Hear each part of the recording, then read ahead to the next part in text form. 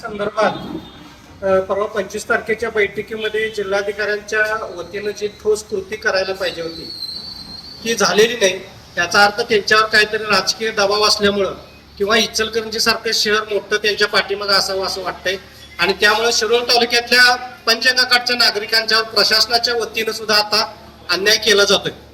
आणि आता ह्या पंचगंगा प्रदूषणाच्या लढ्याची व्याप्ती वाढवण्याच्या दृष्टीनं आम्ही येत्या रविवारी 5 जुलैला कुरुंदवाडमध्ये आपलं साधना मंडळचा जो हॉल आहे त्या ठिकाणी दुपारी 4 वाजता आम्ही मेळावा ह्या प्रदूषण लढ्यातला बोलवलेला आहे। या मेळाव्यासाठी आम्ही ह्या आपल्या हातकर्णी मतदारसंघाचे खासदार धैर्यशील माने, आमच्या तालुक्याचे आमदार राजेंद्र पाटील येड्रावकर, त्याचबरोबर तालुक्यातले सगळे जिल्हा परिषद सदस्य असतील, पंचायत समिती सदस्य असतील, पंचायत समिती सभापती असतील, गावचे सरपंच असतील, सदस्य असतील, या सगळ्यांचा एकत्रितपणे एक मेळावा आपल्या साधना मंडळमध्ये रविवारी 5 तारखेला घेतलेला आहे।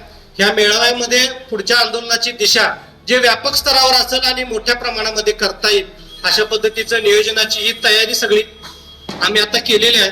आणि इथून पुढच्या पंचगंगा प्रदूषण मुक्तीच्या लढ्याचं हे अंतिम आंदोलन असेल अशा पद्धतीची तयारी आम्ही या मेळाव्याच्या माध्यमातून या तालुक्यात करतोय।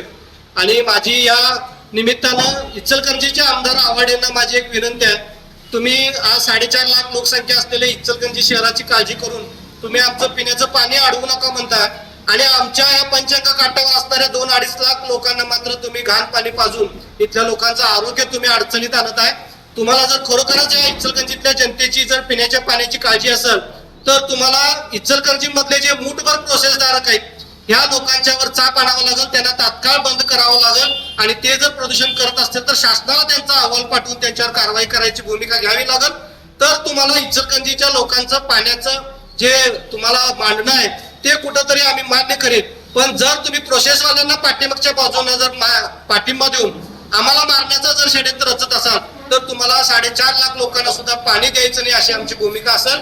ही जर तुम्हाला भूमिका खरोखर जर चांगली वाटत नसेल तर तुम्ही प्रोसेसवाल्यांच्यावर कारवाई करण्यासाठी शासनाला आव्हान पाठवा।